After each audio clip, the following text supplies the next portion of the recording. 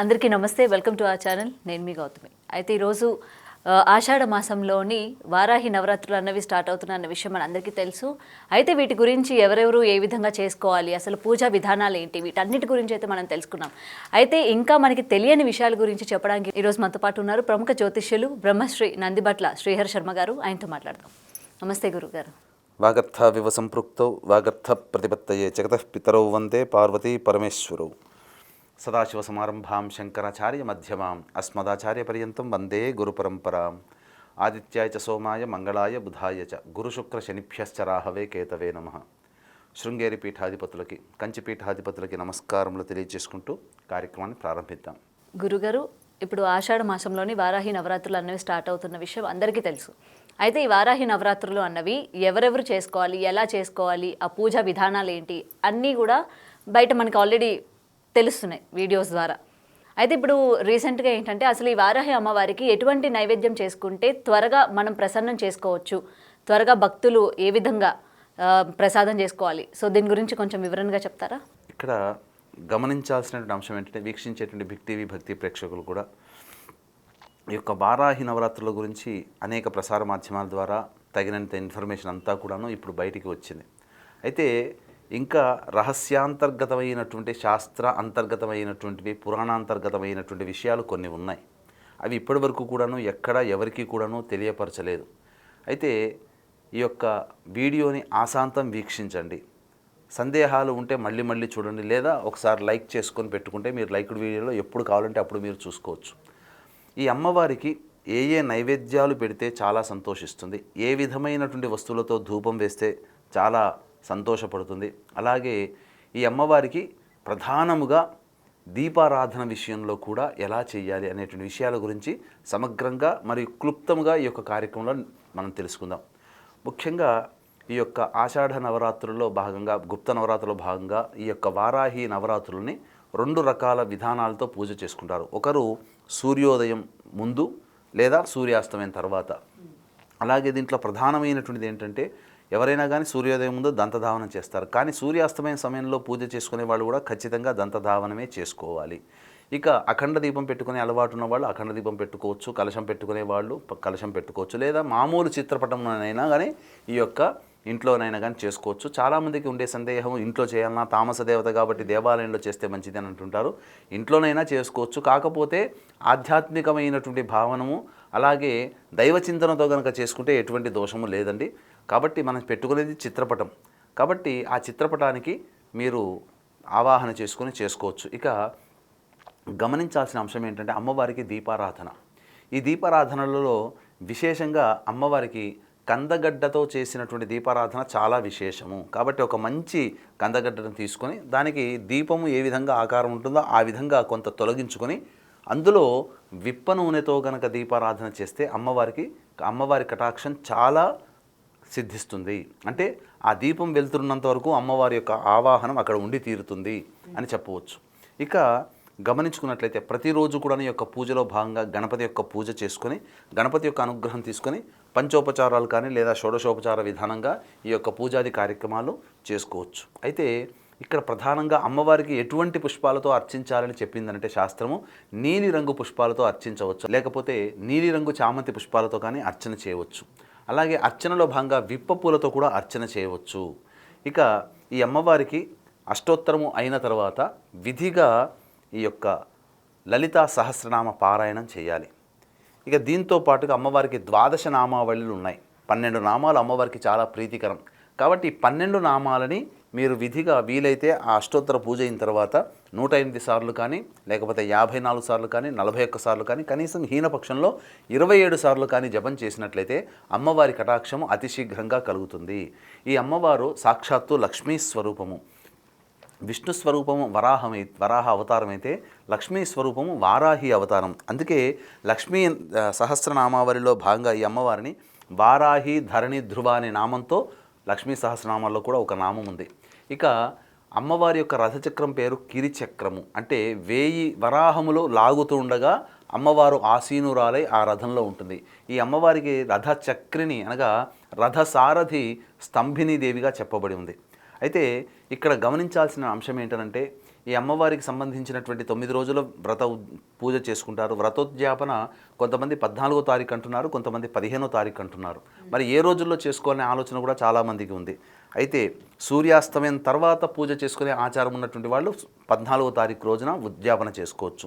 సూర్యోదయం తర్వాత అనగా సూర్యోదయం కంటే ముందే ఉద్యాపన చేసుకునే వాళ్ళు 15వ తారీఖు రోజున ఈ యొక్క వ్రత ఉద్యాపన చేసుకోవచ్చు. ఇక ముఖ్యంగా గమనించుకున్నట్లయితే ఈ అమ్మవారికి ప్రధానంగా నైవేద్యముగా ఈ యొక్క కార్యక్రమాన్ని ఆశాంతం వీక్షించండి. ఒక్కొక్క రోజు ఒక్కొక్క అమ్మవారిని ఒక్కొక్క రూపంలో మనం కొలుస్తాం. ఎందుకనంటే ఈ 9 నవరాత్రుల్లో భాగంగా ఈ వారాహి నవరాత్రుల్లో వారాహి అమ్మవారిని ధూమ్ర వారాహి, కిరాత వారాహి, స్వప్న వారాహి, శ్వేత వారాహి, దండిని వారాహి, ఉన్మత్త వారాహి, ఇలా అనేక రకాలైనటువంటి రూపములతో ఒక్కొక్క రోజు ఒక్కొక్క విధంగా మనం కొలుస్తూ ఉంటున్నాం.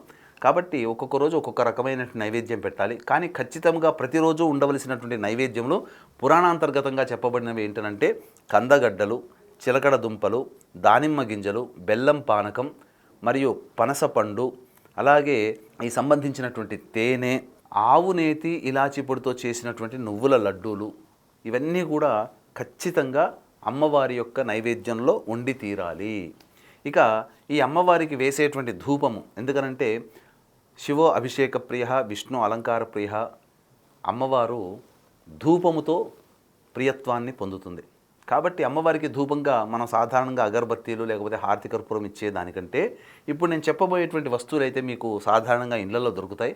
ఆ వస్తువుల పొడిని కనుక మీరు తీసుకొని ఈ యొక్క బొగ్గు కుంపటిలో ఈ అమ్మవారికి సంబంధించి ధూపం వేసినట్లయితే ఇంట్లో ఉన్నటువంటి నకారాత్మక దృష్టి అంటే నరదృష్టి, నరఘోష, నరబాధలన్నీ తొలగిపోతాయి. మీ ఇంట్లో ఎవరికైనా ప్రయోగ బాధలు చేసినా ఆ ప్రయోగ బాధలన్నీ కూడా తొలగిపోతాయి. ఇంకా విశేషంగా చెప్పాలి అని అంటే ఈ ఇంట్లో అమ్మవారి యొక్క అనుగ్రహం అందరికీ సంపూర్ణంగా కలుగుతుంది. ఈ విధంగా ఏ ద్రవ్యాలతో మీరు ధూపం వేయాలి అని అంటే గుగ్గిలము, తెల్లదైన నలుపుదైన, యాలకుల పొడి, పసుపు పొడి, తెల్ల గురువింద గింజల పొడి, తెల్ల ఈశ్వరి వేరు పొడి, ఇది దొరికితే తీసుకోండి, లేకపోతే తెల్ల ఈశ్వరి వేరును పక్కకు పెట్టండి. ఇక తెల్ల జిల్లేడు పువ్వుల పొడి, మిరప పొడి, కారపు పొడి, శొంఠి పొడి, మైషాచి, ఈ యొక్క వస్తువులని మీరు తెచ్చుకొని వచ్చి ప్రతిరోజు ధూపం వేసినట్లయితే, ఈ అమ్మవారి పూజ చేసిన తర్వాత ధూపం వేసినట్లయితే తప్పకుండా ఈ అమ్మవారి యొక్క అనుగ్రహం సంపూర్ణంగా కలుగుతుంది. ఇక తాంబూలముగా చెప్పవలసినట్లయితే ఈ తాంబూలముగా తమలపాకులో పచ్చకర్పూరాలు, యాలకులు, లవంగాలు, జాజికాయ, జాపత్రి, జుబ్బాది ఇలాంటి సుగంధ భరిమలమైనటువంటి ద్రవ్యాలను ఇచ్చి తాంబూలంగా అమ్మవారికి సమర్పించవచ్చు. ఈ సమర్పించినటువంటి తాంబూలాన్ని ఎవరైతే పూజ చేస్తారో వారు స్వీకరించవచ్చు. ఇక పెట్టినటువంటి నైవేద్యం ఏదైతే ఉంటుందో అదన్నీ కూడాను ఈ యొక్క కుటుంబ సభ్యులందరూ కూడాను తీసుకున్నట్లయితే అమ్మవారి యొక్క సంపూర్ణ అనుగ్రహం కలుగుతుంది. ఈ యొక్క వారాహి నవరాత్రుల యొక్క పూజ విధానము భక్తిగా చేసుకోదలిచినటువంటి ద్వారా మీకు సకలమైనటువంటి శుభాలు కలుగుతాయి. ఎటువంటి శుభాలు కలుగుతాయి అని అంటే వివాహం కాని వాళ్ళకి వివాహం అవుతుంది, ధనప్రాప్తి కలుగుతుంది, కోర్టు న్యాయవాద విషయాల్లో మీకు మీదే విజయం అవుతుంది, ముఖ్యంగా భూగృహ వసతులు అనేటువంటివి కలుగుతాయి. ఇంకా చెప్పాలి అంటే శత్రు భయం అనేటువంటిది తొలగిపోతుంది. కాబట్టి దీన్ని దృష్టిలో పెట్టుకుని ఈ పూజ చేసుకొని ఏ సమస్యకైనా పరిష్కారం 2 రకాల పరిష్కారాలు. ఇప్పుడు సమస్య వచ్చినప్పుడు మంత్ర పరిష్కారము, దైవ పరిష్కారం, అలాగే అనారోగ్యం చేసినప్పుడు వైద్య పరిష్కారము, మానవ పరిష్కారం. కాబట్టి ఈ యొక్క పూజ చేసుకున్న వాళ్ళు మంత్ర పరిష్కారం మానవులుగా మీరు పూజ చేసుకుంటారు, కానీ మంత్ర అనుగ్రహం కూడా కావాలి. కాబట్టి పూజ చేసుకున్న వాళ్ళు దైవానుగ్రహం పొందడం కోసం, అలాగే ఈ పూజ చేయలేకపోయాం, శక్తి లేకపోయింది, కనీసము మీరు ఈ యొక్క ఏదైనా హోమం చేస్తే బాగుండు కదా అని ఆలోచించేటువంటి వాళ్ళ కోసమై ఈ యొక్క 15వ తారీఖు రోజున రాత్రి 9 గంటలకి మా పీఠం ఆధ్వర్యంలో వారాహి అమ్మవారి యొక్క హోమము, ప్రత్యంగిర హోమము, బగళాముఖి హోమము మరియు రాజశ్యామల హోమం అనేటువంటిది సశాస్త్రీయంగా కేవలం 1500 రూపాయల రుసుముకి మీ గోత్రనామాలతో చేయించడం జరుగుతుంది. సాయంత్రం 5 గంటల లోపల మీ గోత్రనామాలు ఈ యొక్క కార్యక్రమం ద్వారా నమోదు చేసుకోవచ్చు. గురుగారు, ఇంకొక సందేహం ఏంటంటే ఇప్పుడు దేవిని పూజించే వాళ్ళు ఇంట్లోని పెట్టి పూజించే వాళ్ళు పర్టికులర్గా మనం చెప్పుకుంటే ఈ మాంసాహారాన్ని ఇంట్లో వండుకోవచ్చా? ఇక్కడ ఈ అమ్మవారిని తామస దేవత, తామస రూపంలో కొలిస్తే తామసమైనటువంటి పదార్థాలు పెట్టాలనే ఆలోచన ఉంది. కానీ ఇక్కడ మనము గమనించాల్సిన అంశం ఏంటంటే ఈ అమ్మవారిని సాత్విక చింతనతో ఆరాధన చేయాలి. అందుకనే ప్రధానంగా చెప్పబడి ఉన్నటువంటిది ఏంటంటే ఈ అమ్మవారికి సంబంధించినటువంటి చిత్రపటం ఎలా ఉండాలి అని అంటే శ్వేతవరాహము అంటే ఏంటి, తెల్లటి ఆకారం కలిగినటువంటిది, తెల్లటి దుస్తులు ధరించినటువంటి ఈ యొక్క వారాహి అమ్మవారిని కనుక మనం చిత్రపటంగా పెట్టుకుని పూజ చేస్తే మనలో ఉన్నటువంటి తమోగుణాలు, సత్వరజస్ తమోగుణాలు, రజోగుణము తమోగుణము పూర్తిగా తొలగిపోయి సత్వగుణము ప్రవేశించి మనం అందరికీ సమాజానికి అందరికీ కూడాను మనం ప్రియముగా మారుతాము. తద్వారా మనకు ఏదైనా కానీ రాజమార్గంలో రావాలి, దొడ్డి మార్గంలో రాకూడదు. అందుకని మీరు గమనించుకున్నట్లయితే ఇంట్లో మెయిన్ డోర్ నుంచి వచ్చినప్పుడు ఎంతో హుందాగా దర్జాగా మనం వస్తాం. అదే వెనక నుంచి వచ్చినప్పుడు తలకాయ ఉంచుకొని ఏదో తప్పు చేసిన వాళ్ళలాగా వస్తాం. కాబట్టి తామస రూపంలో కనుక ఆరాధన చేసేటువంటి వాళ్ళు, అనగా వీర ఆరాధన లేకపోతే వామాచారంలో కౌళాచారంలో ఆరాధన చేసేటువంటి వాళ్ళు చాలా జాగ్రత్తలు పాటించి చేసుకోవాలి. కాబట్టి ఇవన్నీ ఎటువంటి జాగ్రత్తలు లేకపోయినా కనీసం దైవ చింతనతో, ఆధ్యాత్మిక భావనతో సామాన్య మానవులు కూడా ఈ యొక్క దక్షిణాచారముగా అనగా సాత్వికమైనటువంటి దేవతగా మరి కనుక పూజ చేసుకున్నట్లయితే చాలా మంచి జరుగుతుంది. ఇంకా చెప్పాలి అని అంటే ఈ యొక్క 9 రోజులు జరుగుతున్నంత వరకు బ్రహ్మచర్య వ్రతాన్ని పాటించండి, అబద్ధాలు ఆడకండి, మౌనంగా ఎక్కువసేపు ఉండండి, కటిక నేలపైన నిద్రించే స్థితి ఉండండి, ఒక్క పూట భోజనం మాత్రమే చేసేటువంటి విధంగా ఉండండి. ఈ విధంగా చేసినట్లయితే తప్పకుండా మీరు ఏ సంకల్పం కోసమైతే అమ్మవారిని ఆరాధన చేస్తున్నారో ఆ సంకల్పం అచిరకాలంలో నెరవేరుతుంది అని చెప్పడంలో ఏమాత్రం సందేహం లేదు. అటు మగవారు కానివ్వచ్చు, లేకపోతే ఆడవారు కూడా ఇదే నియమాన్ని పాటించాలంటారా? అవునమ్మా, ఆడవారైనా మగవారైనా అందరూ కూడా ఇదే నియమాన్ని పాటించుకుంటూ చేస్తే చాలా మంచిది. గురుగారు, 3వ రోజు అమ్మవారిని ఏ రూపంలో పూజించుకుంటే మంచిది, అలాగే ఎటువంటి నైవేద్యం పెడితే మంచిది? ఈ యొక్క 3వ రోజు అమ్మవారిని స్వప్నవారాహి రూపంలో కొలవాలి. చాలామందికి ఈ స్వప్నవారాహి అని అంటే కొంత అర్థమవుతుంది, చాలామందికి తెలియదు. ఈ స్వప్నవారాహి అమ్మవారిని ఉపాసన చేసినటువంటి వ్యక్తి తన దగ్గరికి వచ్చినటువంటి వ్యక్తుల యొక్క సమస్యల పరిష్కారం కోసం అమ్మవారిని రాత్రిపూట పూజ చేసి అడుగుతాడు. ఏమవుతుంది, అమ్మవారు స్వప్నంలో కనిపించి ఆ యొక్క వ్యక్తి యొక్క సమస్యకి పరిష్కారం అమ్మవారి తెలియజేస్తుంది. అంటే ఈ అమ్మవారిని పూజ చేయడం ద్వారా భూత భవిష్యత్ వర్తమాన కాలాల్ని మనం తెలుసుకోవచ్చు. అంటే దీని అర్థం ఏంటి, మనం ఎలా అర్థం చేసుకోవాలి? ఈ పూజ చేసి అమ్మవారి యొక్క అనుగ్రహం పొందిన వ్యక్తులు భవిష్యత్తులో వారికి జరిగేటువంటివన్నీ కూడాను గోచరం అవుతాయి. అంటే కనిపించవు, కానీ భావన, నాకు రేపేదో లాటరీ తగలబోతుందేమో అనే ఆలోచన, లేకపోతే నాకు ఏదో ప్రమాదం జరగబోతుందేమో, లేదా నాకు ఎవరో బంధువులు కలుస్తారు, లేక నాకు డబ్బు రాబోతుందేమో అనే ఒక ఆలోచన మనిషికి కలగజేస్తుంది. తద్వారా మనం కొన్ని నిర్ణయాలు తీసుకోవచ్చు. అయితే ఈ అమ్మవారు రాత్రి దేవత అని అంటారు. అంటే రాత్రిపూట మాత్రమే పూజించే దేవతగా చెప్పబడి ఉంది. ఈ అమ్మవారు లక్ష్మీ అమ్మవారి యొక్క ప్రసిద్ధ అవతారాలలో ఈ యొక్క స్వప్నవారాహి కూడా ఒకటి.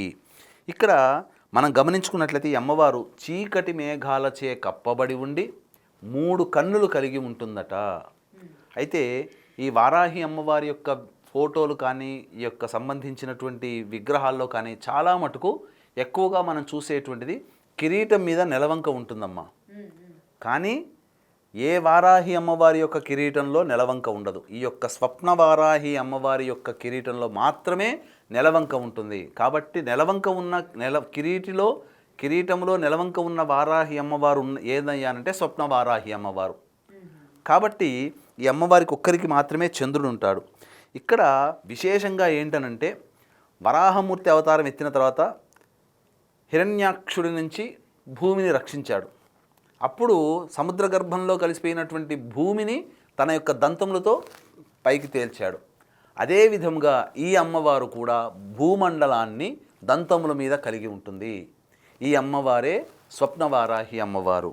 ఇక ఈ అమ్మవారికి ప్రధానంగా చేతిలో 4 భుజాలు, ఒక చేతిలో పాము, ఇంకొక చేతిలో మేక, ఇంకొక చేతితో అభయహస్తాన్ని, ఇంకొక చేతితో వరద హస్తాన్ని ఇస్తూ రక్షిస్తుందట.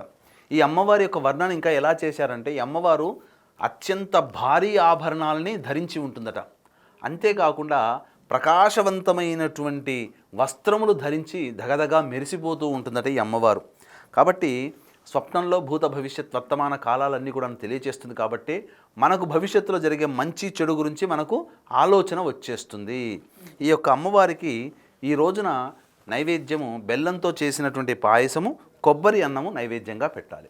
చాలా చక్కగా వివరించి చెప్పారు గురువుగారు. ఇప్పటి వరకు ఏంటంటే దీని గురించి చాలామంది మాట్లాడారు, కానీ గురువుగారు మాటల్లోని మనకి ఏంటంటే వివరణగా, అంటే ఎటువంటి అవతారాల్లోని పూజించుకోవాలి, ఎటువంటి నైవేద్యం పెట్టుకుంటే మంచిది అని చెప్పి చాలా వివరంగా గురువుగారు అయితే మనందరికీ చెప్పడం జరిగింది. ఇంకా మీకు ఎటువంటి సందేహాలు ఉన్నా స్క్రీన్ మీద కనిపిస్తున్న నెంబర్కి కాంటాక్ట్ అవ్వచ్చు. అలాగే 15వ తారీఖున గురువుగారు నిర్వహిస్తున్న వారాహి హోమంలో కూడా పార్టిసిపేట్ చేయవచ్చు. ధన్యవాదాలు. సర్వం Shri Umamaheshwara పరబ్రహ్మార్పణమస్తు. For more videos like this, subscribe Big TV channel.